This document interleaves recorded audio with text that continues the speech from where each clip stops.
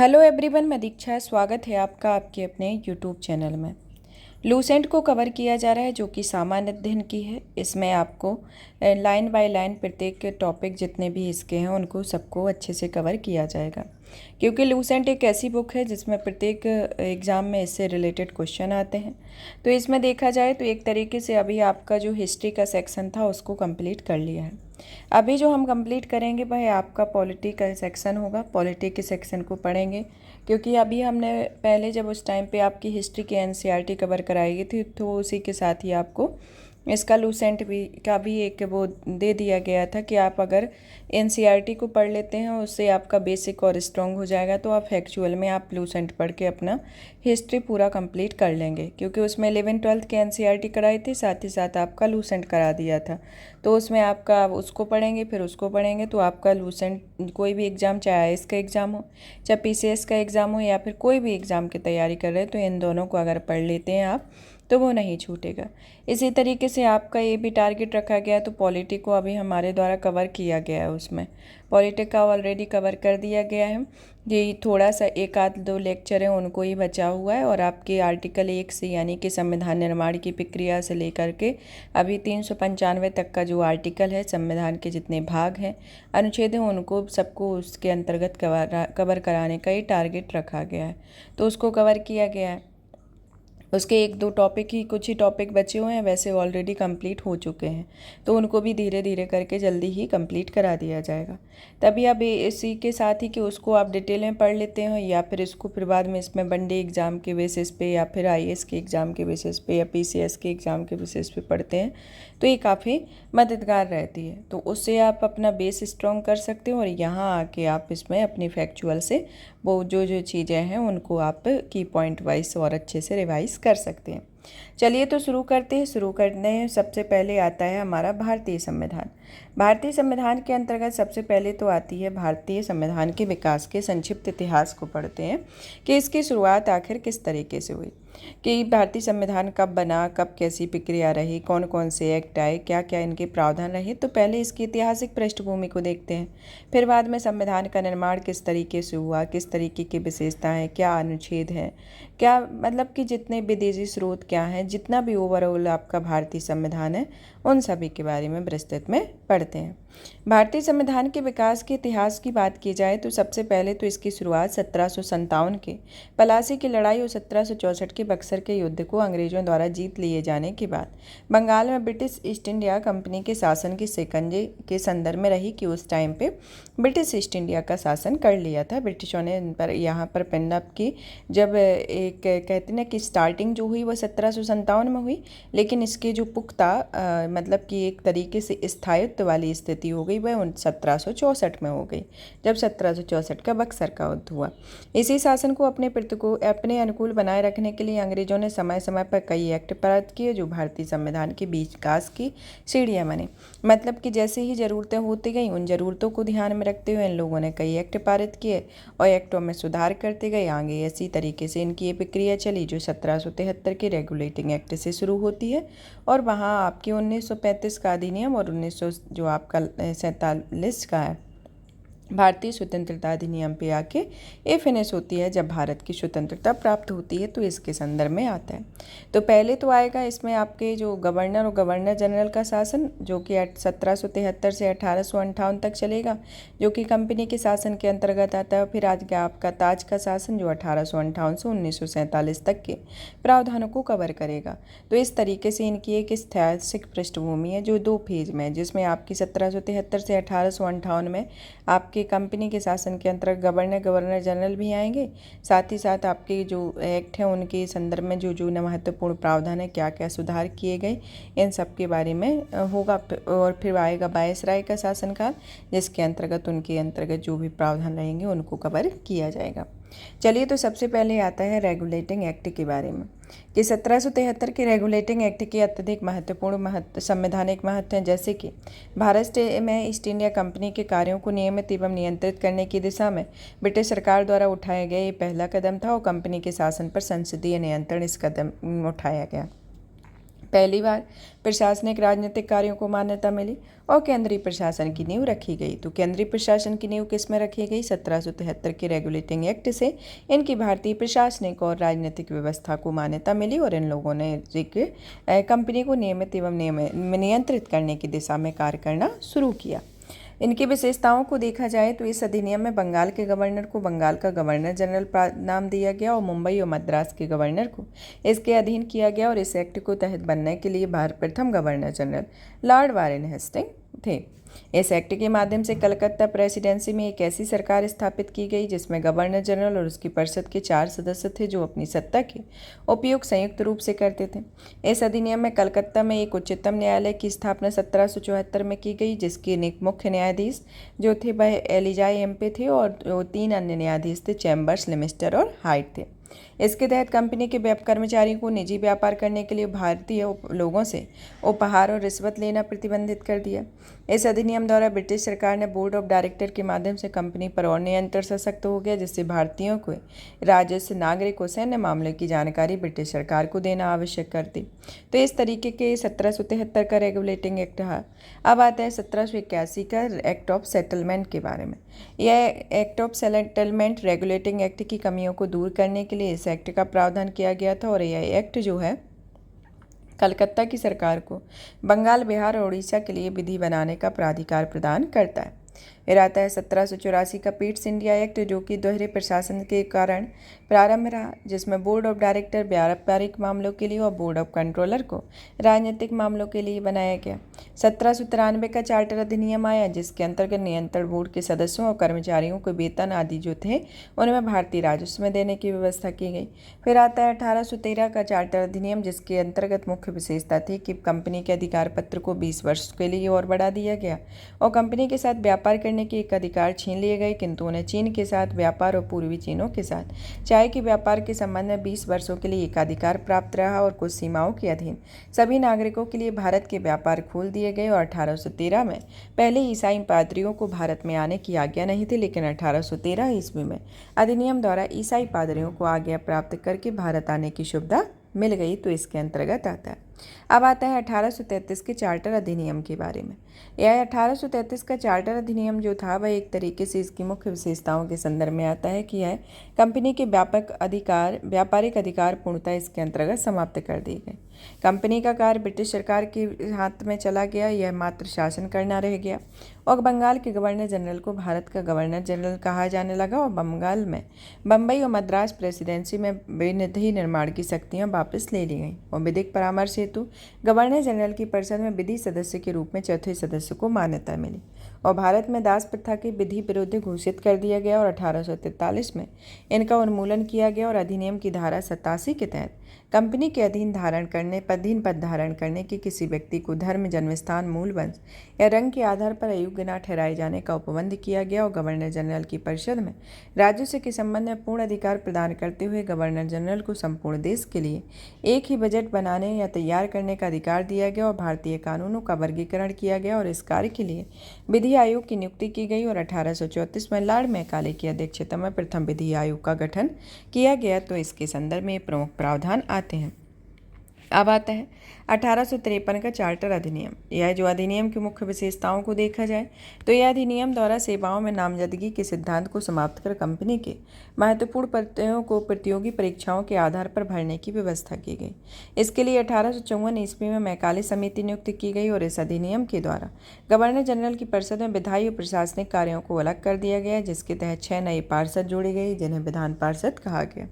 1858 का भारत शासन अधिनियम जो कि इस अधिनियम में विशेषताएं थीं। पहला कि भारत का शासन कंपनी से लेकर ब्रिटिश क्राउन के हाथों में सौंपा गया। भारत में मंत्री पद की व्यवस्था की गई। 15 सदस्यों के लिए मंत्री परिषद का सृजन किया गया जिसमें 8 सदस्य ब्रिटिश सरकार द्वारा, 7 सदस्य कंपनी के निदेशक मंडल द्वारा थे। भारतीय मामलों पर ब्रिटिश संसद का सीधा नियंत्रण स्थापित किया गया। मुगल सम्राट के पद को समाप्त कर दिया गया और इस अधिनियम में बोर्ड ऑफ डायरेक्टर और बोर्ड ऑफ कंट्रोल को समाप्त कर दिया गया और भारत में शासन संचालन के लिए ब्रिटिश मंत्रिमंडल में एक सदस्य के रूप में भारत के राज्य सचिव की नियुक्ति की गई और वह अपने कार्यों के लिए ब्रिटिश संसद के प्रति उत्तरदायी होता था और भारत में प्रशासन पर इसका संपूर्ण नियंत्रण था और उसी का वाक्य अंतिम होता था, चाहे वह नीति के विषय में हो या अन्य ब्यौरे के विषय में। और भारत के गवर्नर जनरल का नाम बदलकर वायसराय कर दिया गया और अब इस समय गवर्नर जनरल लॉर्ड कैनिंग अंतिम गवर्नर जनरल और प्रथम वायसराय हो गया। तो इस तरीके से ये प्रक्रिया देखने को मिली, जो कि सीक्वेंस के क्रम में चलती है।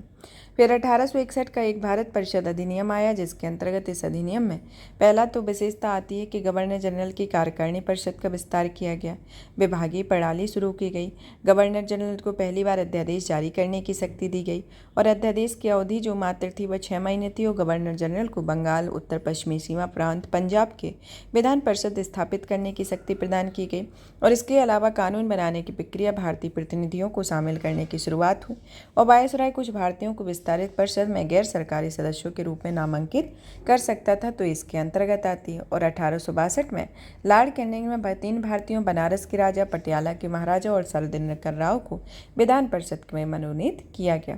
अब आता है 1873 का अधिनियम। जो यह अधिनियम है वह यह उपबंध किया गया है कि ईस्ट इंडिया कंपनी को किसी भी समय भंग किया जा सकता है और 1 जनवरी 1884 को ईस्ट इंडिया कंपनी को औपचारिक रूप से भंग कर दिया गया, इसके अंतर्गत आता है। अब आता है शाही उपाधि अधिनियम 1876 के बारे में। 1876 जो है एक तरीके से इस अधिनियम में गवर्नर जनरल की केंद्रीय कार्यकारिणी में 6ठे सदस्य की नियुक्ति कर उस लोक निर्माण विभाग का कार्य सौंपा गया और 28 अप्रैल 1876 ईस्वी की एक घोषणा में महारानी विक्टोरिया को भारत की सामग्री घोषित किया गया। 1892 का भारत परिषद अधिनियम, जो कि एक तरीके से इसकी मुख्य विशेषताएं थी अप्रत्यक्ष चुनाव प्रणाली की शुरुआत होना, इसके द्वारा राजस्व और व्यय तथा बजट पर बहस करने और कार्यकारिणी में प्रश्न पूछने की शक्ति इसके अंतर्गत दी गई। फिर आता है 1909 का भारत परिषद अधिनियम, जो कि पार्लियामेंट्री सुधार से संबंधित है। इसमें पहली बार मुस्लिम समुदाय के लिए पृथक प्रतिनिधित्व उपबंध किया गया, जिसके अंतर्गत मुस्लिम सदस्यों का चुनाव मुस्लिम मतदाता ही कर सकते थे और इसमें भारत सरकार अधिनियम के तहत पहली बार कुछ विधायिकाओं में कुछ निर्वाचित प्रतिनिधित्व की मंजूरी मिली और इस प्रकार इस अधिनियम में सांप्रदायिकता को वैधानिकता प्रदान की और लॉर्ड मिंटो ने सांप्रदायिक निर्वाचन के जनक के रूप में जाना गया। भारतीयों को भारत सचिव, गवर्नर जनरल की कार्यकारिणी परिषदों के लिए नियुक्त किया गया, जिसमें केंद्रीय और प्रांतीय विधान परिषदों को पहली बार बजट पर वाद विवाद करने, सार्वजनिक हित के प्रस्ताव पेश करने, पूरक प्रश्न पूछने और मत देने का अधिकार मिला और प्रांतीय विधान परिषदों की कार्यकारिणी परिषद में संख्या में वृद्धि की गई और इसमें सत्येंद्र प्रकाश सिन्हा वायसराय की कार्यपालिका परिषद के प्रथम सदस्य बने, जिन्हें विधि सदस्य बनाया गया और इस अधिनियम के तहत presidency, corporation, chambers of commerce, विश्वविद्यालयों और जमींदारों के लिए एक अलग प्रतिनिधित्व का प्रावधान किया गया। और 1909 में लॉर्ड मार्ले इंग्लैंड के भारत के राज्य सचिव थे और लॉर्ड मिंटो जो रहे हैं वह भारत के वायसराय हैं। भारत में ब्रिटेन के सभी संवैधानिक प्रयोगों में से सबसे कम समय तक चलने वाला अधिनियम 1909 का भारत परिषद अधिनियम था। अब आता है 1919 का भारत शासन अधिनियम, जिसे मांटेग्यू चेम्सफोर्ड सुधार के नाम से जाना जाता है। इस अधिनियम की मुख्य विशेषताओं को देखा जाए तो यह प्रथम राज्य परिषद और दूसरी केंद्रीय विधान परिषद भारत थी। राज्य परिषद के सदस्यों की संख्या 60 थी, जिसमें 34 निर्वाचित होते और उनका कार्यकाल 5 वर्षों के लिए था, जबकि केंद्रीय विधानसभा के सदस्यों की संख्या 144 थी और इनके सदस्यों को 104 निर्वाचित और 40 मनोनीत होते थे, जिनका कार्यकाल 3 वर्षों के लिए होता था। दोनों सदनों के अधिकार समान होते थे और इनके सिर्फ एक अंतर था कि बजट पर स्वीकृति प्रदान करने का अधिकार निचले सदन को था और प्रांतों में द्वैध शासन प्रणाली का प्रवर्तन किया गया, जिसमें प्रांतों में द्वैध शासन के जनक जो थे वह लियोनेस कार्टियस को कहा गया और इस योजना के अनुसार प्रांतीय विषयों को 2 वर्गों में विभाजित किया गया, जिसमें आरक्षित और हस्तांतरित या आंतरिक विषय आते हैं। आरक्षित विषय के अंतर्गत वित्त, भूमि कर, अकाल सहायता, न्याय, पुलिस, पेंशन, आपराधिक जनजातियां, छापा खाना, समाचार पत्र, सिंचाई, जलमार्ग, कारखाना, बिजली, गैस, बॉयलर, श्रमिक कल्याण, औद्योगिक विवाद, मोटरगाड़ियां, छोटे बंदरगाह और सार्वजनिक सेवाएं आती हैं। हस्तांतरित विषय के अंतर्गत शिक्षा, पुस्तकालय, संग्रहालय, स्थानीय स्वायत्तता शासन, चिकित्सा सहायता, सार्वजनिक निर्माण विभाग, आबकारी उद्योग, तौल एवं माप, सार्वजनिक मनोरंजन पर नियंत्रण, धार्मिक एवं अग्रहार दान इनके अंतर्गत आते हैं। नोट के संदर्भ में देखा जाए तो आरक्षित विषयों पर प्रशासन गवर्नर और उनकी कार्यपालिका परिषद के माध्यम से किया जाना था, जबकि हस्तांतर विषयों का प्रशासन गवर्नर द्वारा विधान परिषद के प्रति उत्तरदायी मंत्रियों की सहायता से किया जाना था। इस द्वैध शासन प्रणाली को 1935 के एक्ट के द्वारा समाप्त कर दिया गया। भारत सचिव को अधिकार दिया गया है कि वह भारत के महालेखा परीक्षक की नियुक्ति कर सकेगा और इस अधिनियम में भारत में एक लोक सेवा आयोग का गठन का प्रावधान किया गया और 1926 ईस्वी में ली आयोग की अध्यक्षता, जो कि 1923 से 1924 में हुई थी, जिसमें सिविल सेवकों की भर्ती के लिए एक केंद्रीय लोक सेवा आयोग का गठन किया गया।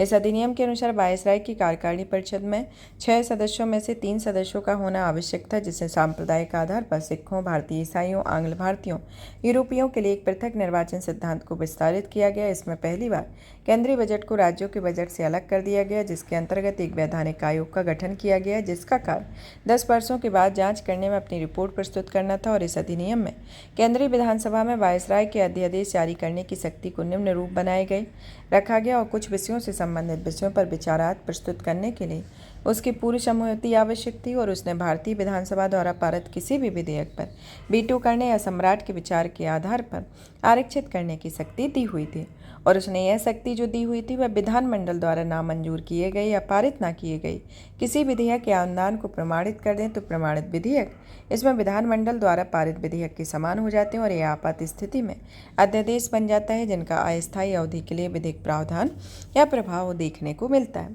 अब आता है कि मार्टेंगो चेम्सफोर्ड सुधार अधिनियम, जो कि भारत शासन अधिनियम 1919 के अधिनियम से जाना जाता है। इसमें पहली बार भारत में महिलाओं को वोट देने का अधिकार मिला और उस समय इंग्लैंड की प्रधानमंत्री लॉयड जॉर्ज रही थी। 1935 का भारत शासन अधिनियम, जो कि साइमन कमीशन की रिपोर्ट पर आधारित था, और 1935 के अधिनियम में 321 में अनुच्छेद और 10 अनुसूचियाँ थीं, जिसके अंतर्गत मुख्य विशेषताएं थीं, जैसे कि पहला, अखिल भारतीय संघ की स्थापना, जिसमें ये संघ 11 ब्रिटिश प्रांतों, 6 चीफ कमिश्नरों के क्षेत्रों और उन देसी रियासतों से मिलकर बनना था जो कि स्वेच्छा से संघ में सम्मिलित हों और प्रांतों के लिए सम्मिलित होना अनिवार्य होगा। किंतु देसी रियासतों के लिए यह ऐच्छिक था, क्योंकि देसी रियासतें संघ में सम्मिलित नहीं हुई और प्रस्तावित संघ की स्थापना संबंधी घोषणा पत्र जारी करने का अवसर ही नहीं आया।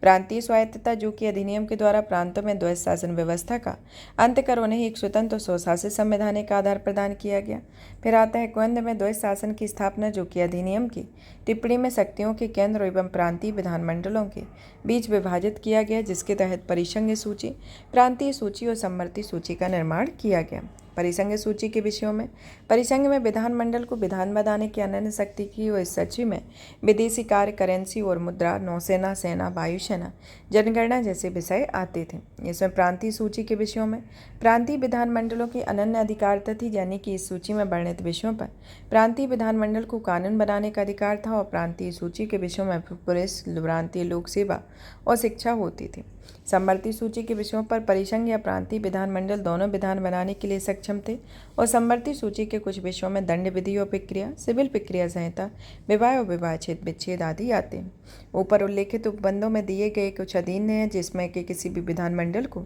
दूसरे की शक्तियों का अतिक्रमण करने का अधिकार नहीं था, लेकिन वायसराय द्वारा आपात की घोषणा किए जाने पर परिसंघ विधानमंडल को प्रांतीय सूची में विषयों में विधान बनाने की शक्ति थी और दोनों प्रांतीय विधानमंडलों के अनुरोध पर भी परिसंघ विधानमंडल पर प्रांतीय विधानमंडल के विषय में विधान बन सकती थी और समवर्ती सूची के विषयों पर परिसंघ विधि और प्रांत की विधि अभिभावी होती थी और इस अधिनियम में अवशिष्ट विधायी शक्तियां वायसराय को दे दी गई थी। तो इसके संदर्भ में आता है।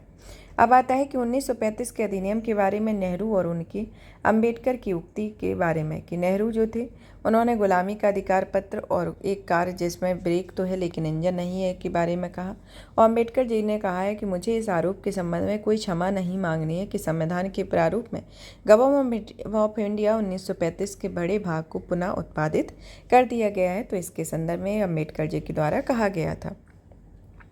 अब आता है संघीय न्यायालय के बारे में। संघीय न्यायालय जो है वह अधिकार क्षेत्र या प्रांतों तथा रियासतों का विस्तृत था। इस न्यायालय में एक मुख्य न्यायाधीश तथा 2 अन्य न्यायाधीश की व्यवस्था की गई और न्यायालय से संबंधित अंतिम शक्ति प्रिवी काउंसिल या लंदन को प्राप्त थी। ब्रिटिश संसद की सर्वोच्चता इस अधिनियम में किसी भी प्रकार के परिवर्तन का अधिकार ब्रिटिश संसद के पास था और प्रांतीय विधानमंडलों और संघीय व्यवस्थापिका इसमें किसी भी प्रकार का परिवर्तन नहीं कर सकती थी और भारतीय परिषद का अंत इस अधिनियम में भारतीय परिषद का अंत कर दिया गया और सांप्रदायिक निर्वाचन पद्धति का विस्तार किया गया, जिसमें संघीय और प्रांतीय व्यवस्थापिकाओं में विभिन्न संप्रदायों को प्रतिनिधित्व देने के लिए सांप्रदायिक निर्वाचन पद्धति को जारी रखा गया और विस्तार दलित जातियों, महिलाओं, मजदूर वर्गों तक किया गया और इस अधिनियम में प्रस्तावना का अभाव देखा जाता है। इसके द्वारा बर्मा को भारत से अलग कर दिया गया, अदन को इंग्लैंड के औपनिवेशिक कार्यालय के अधीन कर दिया, बरार को मध्य प्रांत में शामिल कर दिया गया है और इसके अंतर्गत देश की मुद्रा एवं साख पर नियंत्रण के लिए भारतीय रिजर्व बैंक की स्थापना की गई। मताधिकार का विस्तार किया गया और 10% जनसंख्या को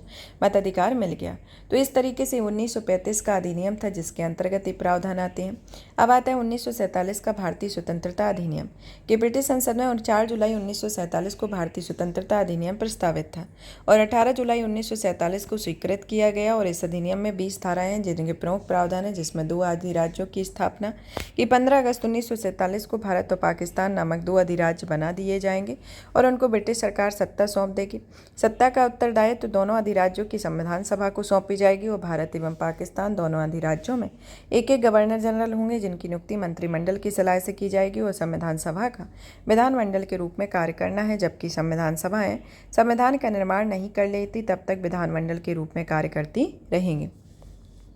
भारत मंत्री के पद पर समाप्त कर दिए जाएंगे। 1935 में भारत शासन अधिनियम द्वारा शासन जब तक संविधान सभा द्वारा नया संविधान बनाकर तय नहीं किया जाता, तब तक 1935 तक भारतीय शासन अधिनियम द्वारा शासन होगा। देशी रियासतों पर ब्रिटेन की सर्वोपरिता का अंत कर दिया गया और उनको भारत और पाकिस्तान में किसी भी अधिराज्य में सम्मिलित होने और उनके भावी संबंधों के निश्चय करने की स्वतंत्रता प्रदान की गई है। और इस अधिनियम के अधीन भारत डोमिनियन को सिंध, बलूचिस्तान, पश्चिमी बंगाल, पूर्वी बंगाल, पश्चिमोत्तर सीमा प्रांत, असम के सिलहट जिले को छोड़कर भारत के शेष राज्य क्षेत्र में मिल गया है। और सिलहट जिले में भारतीय स्वतंत्रता अधिनियम 1947 ईस्वी के प्रवृत्त होने की पूर्व जनमत संग्राम में पाकिस्तान के पक्ष में इसमें मत दिया गया था। तो इसके संदर्भ में ये आपकी भारतीय ऐतिहासिक पृष्ठभूमि रही, जो कि 1773 से 1947 तक के अधिनियम तक आती है, जो कि इसी में समय रहते बदलाव किए गए, वह चेंजेस हुए और पूरी प्रक्रिया जो एक ऐतिहासिक पृष्ठभूमि के तौर पर जो ब्रिटिशों का शासन रहा उसके संदर्भ में व्याख्यात करती है।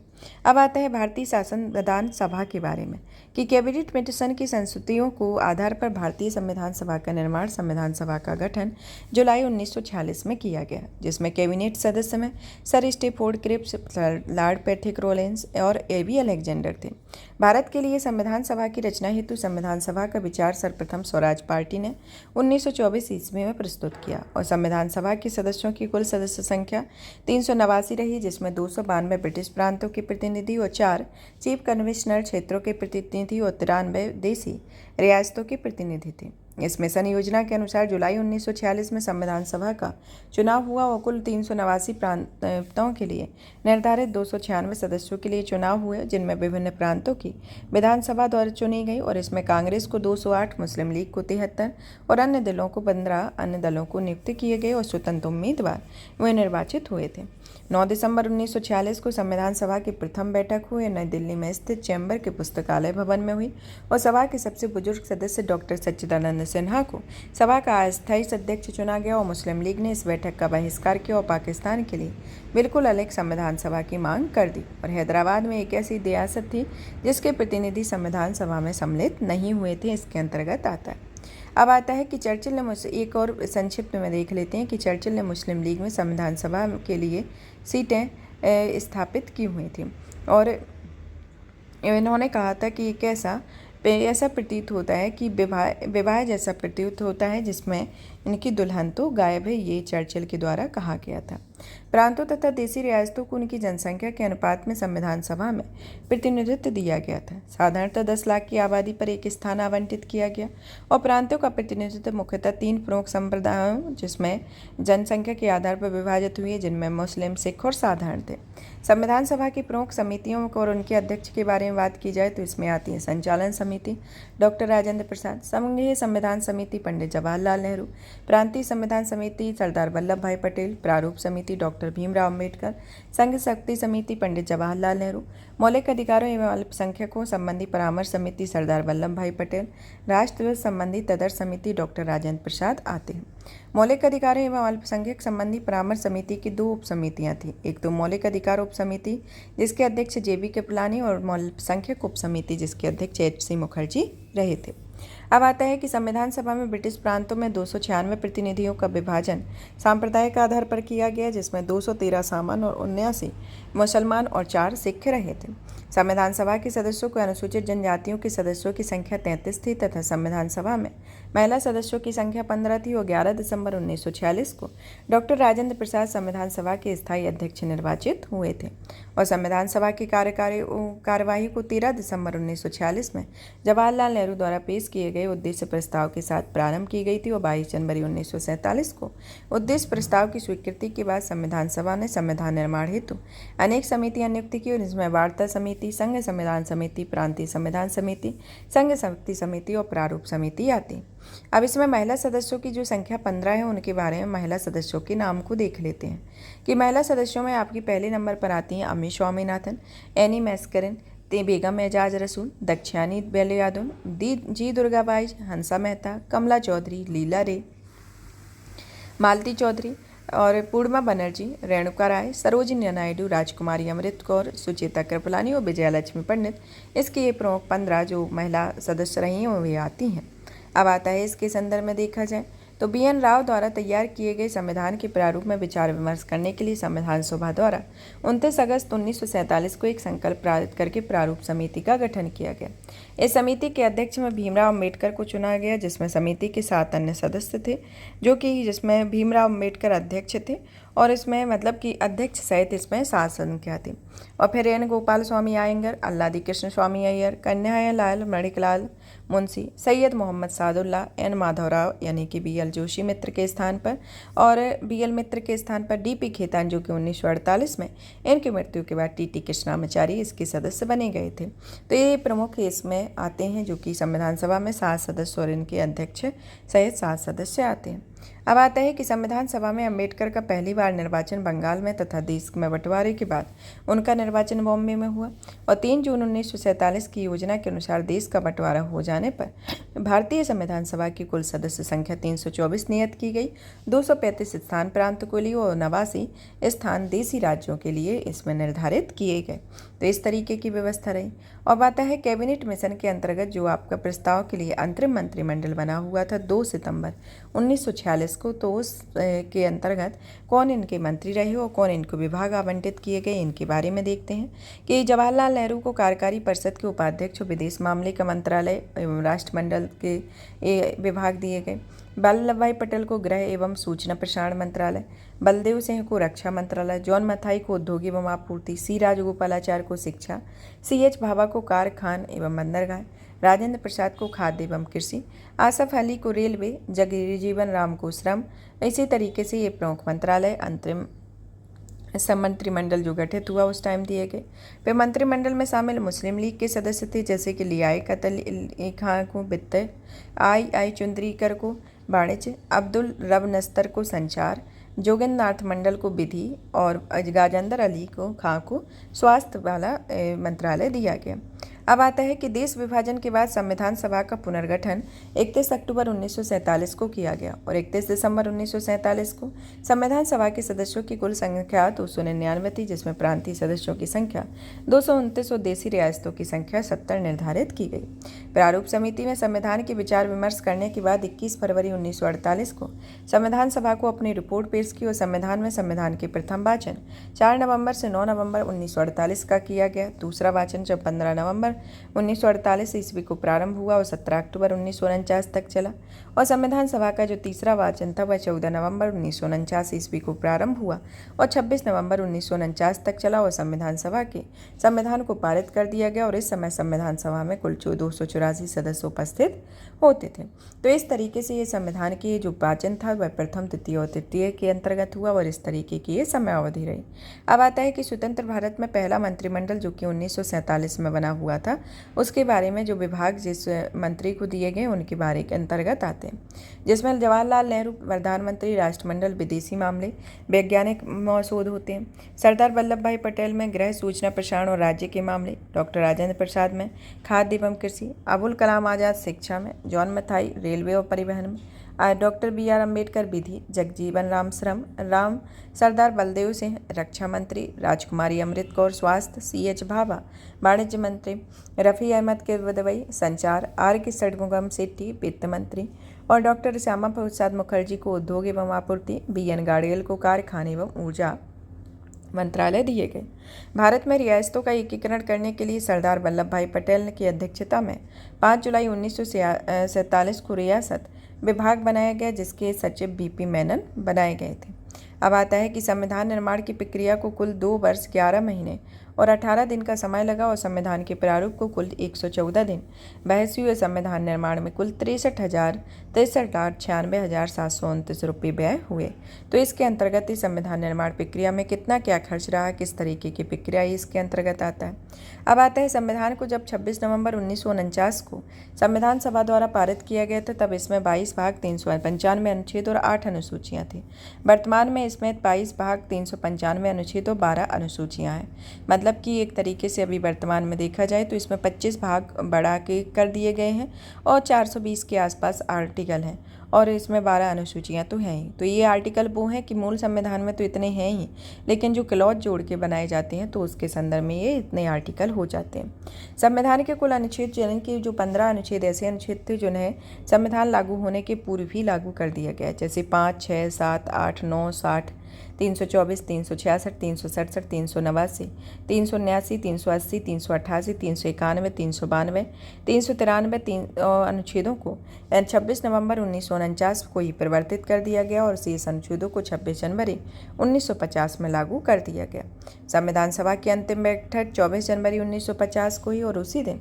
संविधान सभा द्वारा डॉक्टर राजेंद्र प्रसाद को भारत के प्रथम राष्ट्रपति चुने गए और संविधान सभा 26 जनवरी 1950 में 1951 से 1952 में हुए आम चुनावों के बाद बनने वाली नई संसद के निर्माण तक भारत की अंतरिम संसद के रूप में काम किया और संविधान सभा द्वारा किए गए अन्य कार्यों में आता है, जैसे कि मई 1949 में राष्ट्रमंडल में भारत की सदस्यता का सत्यापन करना और 22 जुलाई 1947 को राष्ट्रीय ध्वज को अपनाया गया और इसने 24 जनवरी 1950 को राष्ट्रगान को अपनाया हुआ था। तो इस तरीके की प्रक्रिया रही। अब 26 जुलाई 1947 को गवर्नर जनरल ने पाकिस्तान के लिए एक पृथक संविधान सभा की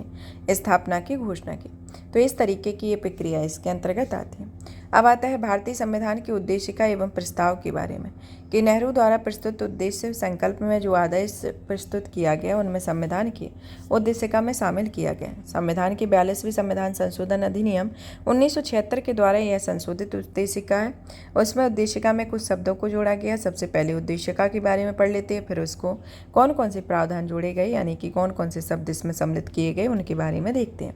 उद्देशिका में आता है कि हम भारत के लोग भारत को एक संपूर्ण प्रभुत्व संपन्न समाजवादी पंथ निरपेक्ष लोकतांत्रिक गणराज्य बनाने के लिए उनके समस्त नागरिकों को सामाजिक आर्थिक राजनीतिक न्याय, विचार अभिव्यक्ति, विश्वास, धर्म, उपासना की स्वतंत्रता, प्रतिष्ठा और अवसर की समता प्राप्त करने के लिए उन सब में व्यक्ति की गरिमा और राष्ट्र की एकता एवं अखंडता सुनिश्चित करने वाली बंधुता बढ़ाने के लिए दृढ़ संकल्प होकर अपनी इस संविधान सभा में आज तारीख 26 नवंबर 1949 को मिति माघ से शुक्ल सप्तमी सप्तम 2006 विक्रमी को एतद द्वारा एक संविधान को अंगीकृत अधिनियमित और आत्मार्पित करते हैं। तो यह संविधान की प्रस्तावना है। प्रस्तावना की मुख्य बातों के अंतर्गत आता है, जैसे कि संविधान की प्रस्तावना को संविधान की कुंजी कहा जाता है। प्रस्तावना संविधान के आंशिक अंग होते हुए भी कानूनी तौर पर उसका भाग नहीं होता। प्रस्तावना के अनुसार संविधान के अधीन समस्त शक्तियों का केंद्र बिंदु अर्थात भारत के लोग ही हैं। प्रस्तावना में लिखे शब्द जैसे हम भारत के लोग इस संविधान को अंगीकृत अधिनियमित और आत्मार्पित करते हैं, जो कि भारतीय लोगों में सर्वोच्च संपूर्णता का उद्घोष करते हैं। प्रस्तावना को न्यायालय में परिवर्तित नहीं किया जा सकता और यह निर्णय यूनियन ऑफ इंडिया बनाम मदन गोपाल 1957 के निर्णय में घोषित किया गया और यह है, यदि सरकार या कोई नागरिक प्रस्तावना की अवहेलना करता है तो उनकी रक्षा के लिए हम अदालत की सहायता नहीं ले सकते, इसके अंतर्गत आता है। बेरुवाड़ी यूनियन 1960 में सर्वोच्च न्यायालय ने निर्णय दिया हुआ था कि जहां संविधान की भाषा संदिग्ध हो वहां प्रस्तावना विधिक निर्वाचन में सहायता करती है। बेरुवाड़ी बात के मामले में सर्वोच्च न्यायालय ने प्रस्तावना को संविधान का अंग नहीं नहीं माना और विधायिका प्रस्तावना में संशोधन नहीं कर सकती, परंतु सर्वोच्च न्यायालय के केशवानंद भारती बनाम केरल राज्य बाद 1973 में कहा गया है कि प्रस्तावना संविधान का अंग है, इसलिए विधायिका इसमें संशोधन कर सकती है। इसके अंतर्गत आता है। केशवानंद भारती बाद में सर्वोच्च न्यायालय ने मूल ढांचे के सिद्धांत यानी कि थ्योरी ऑफ बेसिक स्ट्रक्चर दिया और प्रस्तावना को संविधान में मूल ढांचा माना, और संसद संविधान के मूल ढांचा की नकारात्मक संशोधन नहीं कर सकती थी और संसद वैसा संशोधन कर सकती थी जिसमें मूल ढांचा का विस्तार और मजबूतीकरण होता था। 42वें संविधान संशोधन अधिनियम 1976 ईस्वी में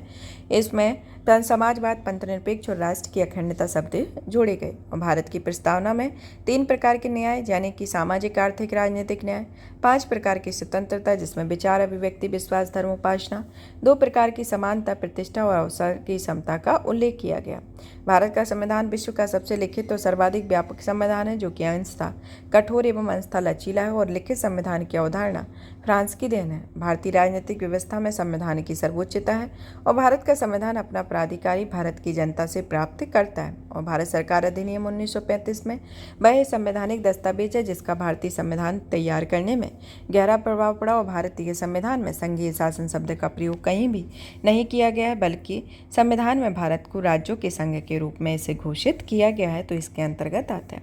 अब आता है भारतीय संविधान के विदेशी स्रोत के बारे में कि भारत के संविधान में निर्माण में निम्न देशों की संविधान से सहायता ली गई है, जिसमें पहला आता है संयुक्त राज्य अमेरिका, जो कि प्रस्तावना, मौलिक अधिकार और न्यायिक पुनरावलोकन, संविधान की सर्वोच्चता, न्यायपालिका की स्वतंत्रता, निर्वाचित राष्ट्रपति और उस पर महाभियोग, उपराष्ट्रपति, उच्चतम और उच्च न्यायालय के न्यायाधीश को हटाने की विधि और वित्तीय आपात होते हैं। ब्रिटेन के संदर्भ में आता है कि इसमें संसदात्मक शासन प्रणाली, एकल नागरिकता, विधि निर्माण प्रक्रिया, विधि का शासन, संसदीय विशेषाधिकार, मंत्रिमंडल प्रणाली, परमाधिकार लेख और द्विसदनवाद है। आयरलैंड के संविधान में जैसे नीति निर्देशक सिद्धांत, राष्ट्रपति के निर्वाचक मंडल की व्यवस्था, राष्ट्रपति द्वारा राज्यसभा में साहित्य, कला, विज्ञान, समाज सेवा इत्यादि के क्षेत्र में ख्याति प्राप्त व्यक्तियों का मनोनयन। ऑस्ट्रेलिया के संविधान से प्रस्तावना की परिभाषा, समवर्ती सूची का प्रावधान, केंद्र राज्य के बीच संबंध, शक्तियों का विभाजन, संसद के दोनों सदनों में संयुक्त बैठक, व्यापार, वाणिज्य एवं समागम की स्वतंत्रता है। जर्मनी में आता है कि आपातकाल के परिवर्तन के दौरान राष्ट्रपति के मौलिक अधिकार संबंधी शक्तियाँ।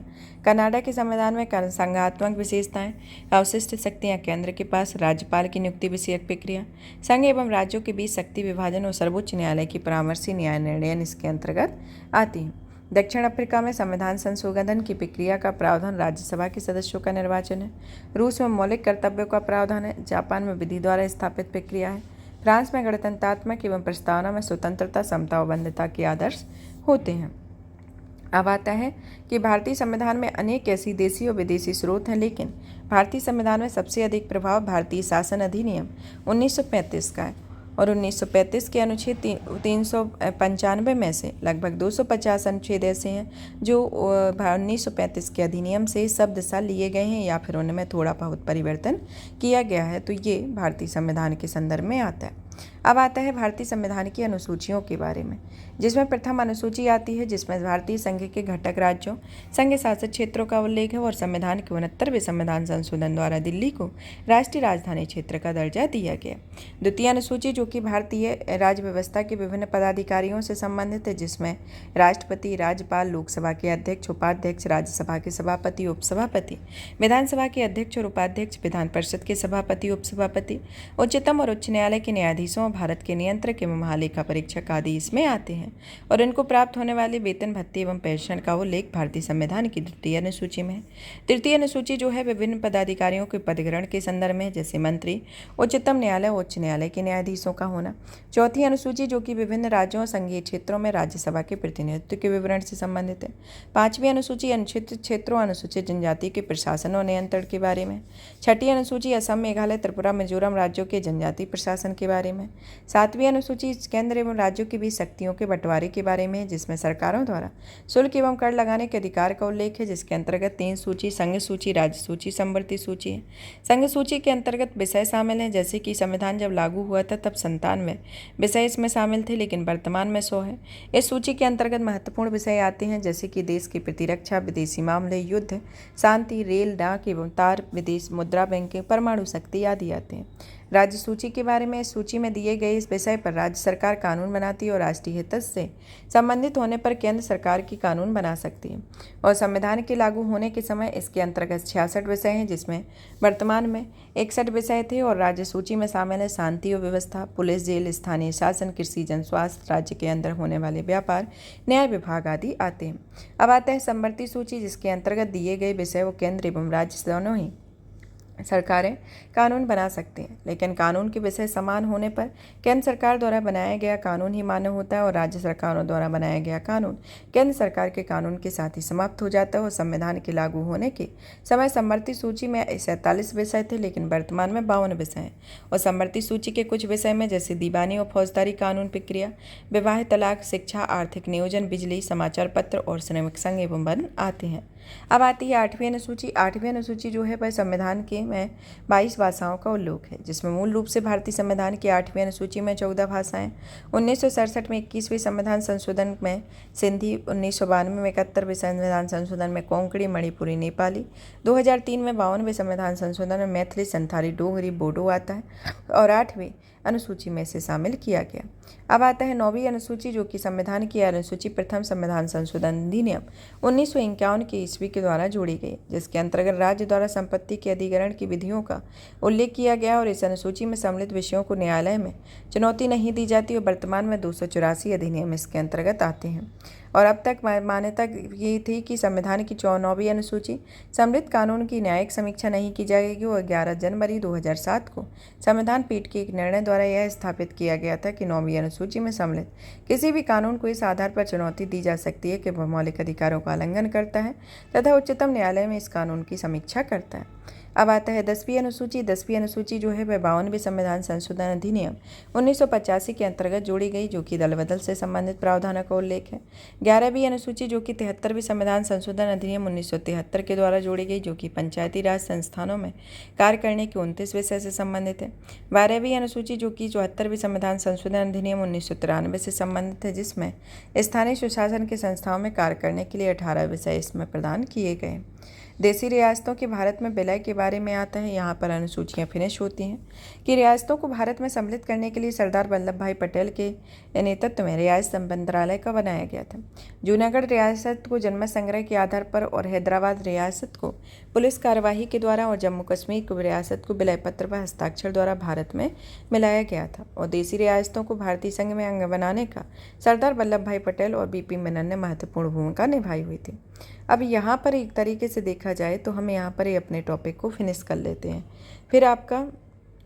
जो नेक्स्ट क्लास होगी वह संघ एवं उसके राज्य क्षेत्र से शुरू करेंगे, तो वो एक आर्टिकल से शुरू होंगे। आर्टिकल 1 से होगी, आपके जितने अभी आर्टिकल एक हिस्से में कवर होंगे उसमें फिर सेकंड पार्ट में उसको कवर किया जाएगा। इस सेशन को आप ज़्यादा से ज़्यादा शेयर करें, वीडियो को लाइक करें, चैनल को सब्सक्राइब करें। धन्यवाद।